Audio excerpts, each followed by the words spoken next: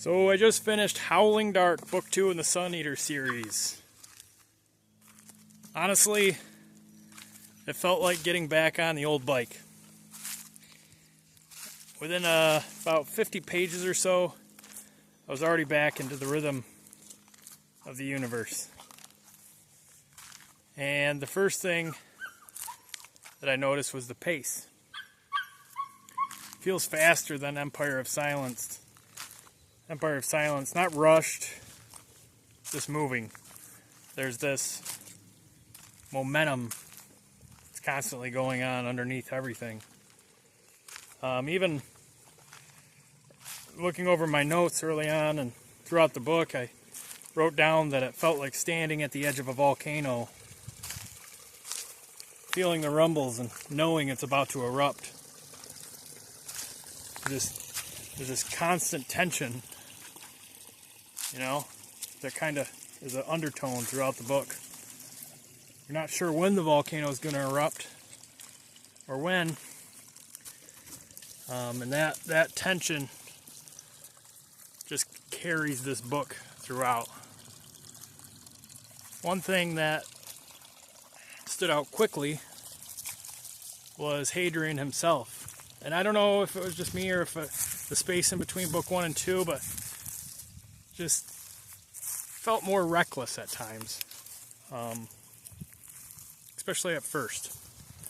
Not stupid or dumb, just pulled by instinct and circumstances in ways that feel, ultimately very human. And there's this quote that I wrote down from Gibson, which there's so many of, that this one personally really stuck with me. And it was that the rightly tuned mind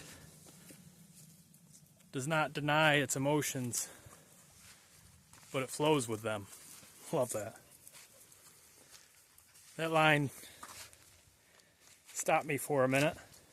I just kind of sat there and sat with it. The book itself keeps returning to that idea for me in different ways. Not suppressing emotion, not being ruled by it either. I love that one. Moving with your emotions. Another thing that the book does really well, I thought, was show how choices echo throughout time. At the time something happens, it feels small in the book or almost random. But later, you realize those decisions were huge. And I think that happens in life quite often.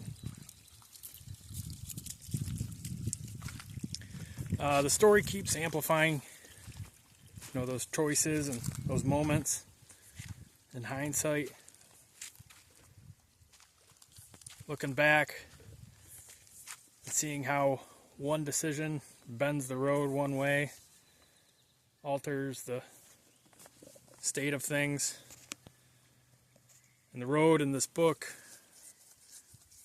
goes everywhere. There are times where I was reading and I'm sitting there genuinely thinking, where in the world is this going? What is going to happen next? Not in a bad way at all. Not in a way that wanted me to DNF the book or anything like that. It was in the best way. There's no confusion for me. It was more like being carried by a story that's bigger, much bigger than you expected. And I'll say this honestly. I said that there's no confusion, but this book definitely at times made me feel a little dumb. There's so many references throughout the book, usually from Hadrian because he's into history and whatnot, but myths and historical events, different philosophers, real actual figures from Earth's history. A lot of them I know of, or I know the names of, but know at a surface level, and but I don't recognize some of them, and some of them I don't know enough about. And every once in a while, in those moments, it's kind of like a speed bump. So it's, your brain slows down trying to catch up. But, at the same time, those moments ultimately make my brain feel like it's expanding. And kind of like, I guess, if you will, the book was inviting me into a bigger conversation. I've got, besides my notes on the book, I got so many different stories and myths and stuff I want to go to kind of learn about. And I think if you had this better knowledge of those going into these books, it would be even another level. But not that you don't have to know all of that stuff, but one chapter that really stood out, just thinking about it, gives me chills, is chapter 59.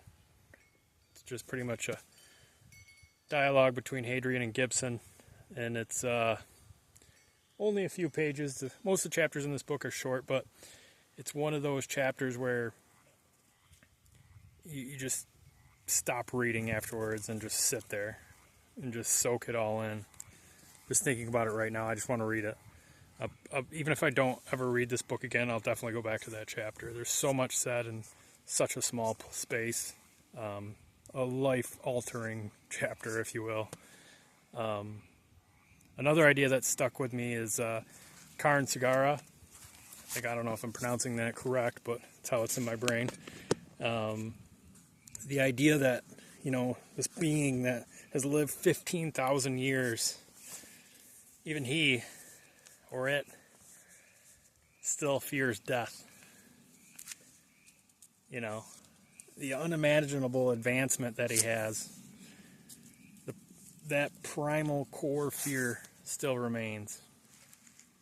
Something felt deeply human about that. Like, no matter how far intelligence takes us, or technology advances us, some instincts remain unchanged. About around halfway point through the book, I slowed down a little bit. There was distraction involved on myself personally. But, the book also, I would say from 25% to halfway through, slowed down a little bit. For me, at least, it shifted from action right off the bat to a little more world building, a little more setup for the rest of the book, which is, you need.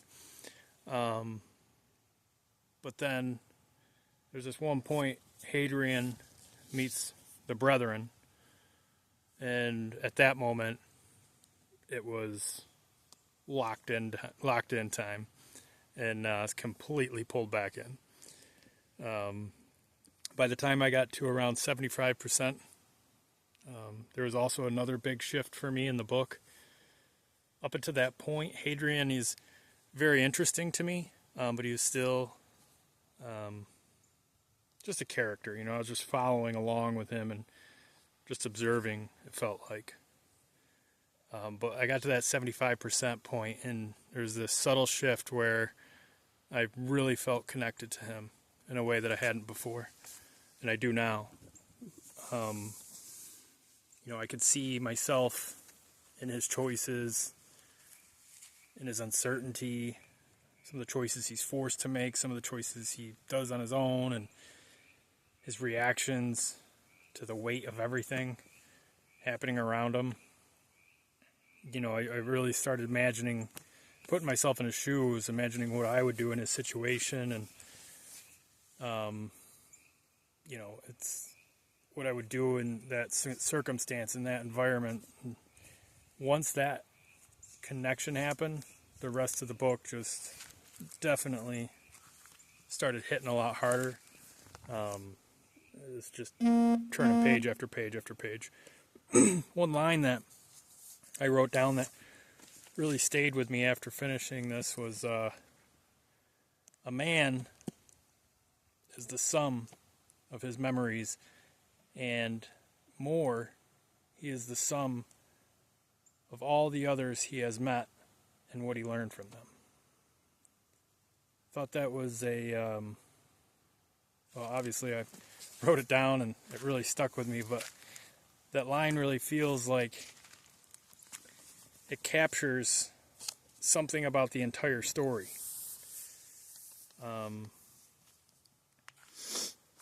We aren't just ourselves. We're shaped by every person who lives an imprint throughout our life, throughout Hadrian's life. And this book is just kind of, that line I'm referring to, this book is just kind of really full, you could say, of those kind of little brain nuggets, these little one-liners of just mind-expanding thoughts. Little one-sentence insights that feel like they carry entire ideas inside them. You know, and that might be probably, so far, the thing I appreciate most about this series. Getting through The Empire of Silence, now The Howling Dark. I'm really looking forward to book 3, but it isn't just telling a story, or isn't just reading a story from point A to point B. It's constantly asking me bigger questions. And I had the same feeling with book 1. You know, questions about memory, questions about identity, questions about fear. You know, ultimately what it means to be human, even in a universe full of things that are clearly not human, at least in our understanding. It also definitely captured my imagination. Felt like a kid again, almost, you know, about outer space. You know, there's not a lot of books that, even sci-fi books, that really get me excited like that kid looking up at the stars again, and even now looking up at the stars again, honestly. But not just the scale of it, but just the possibilities, you know, inside.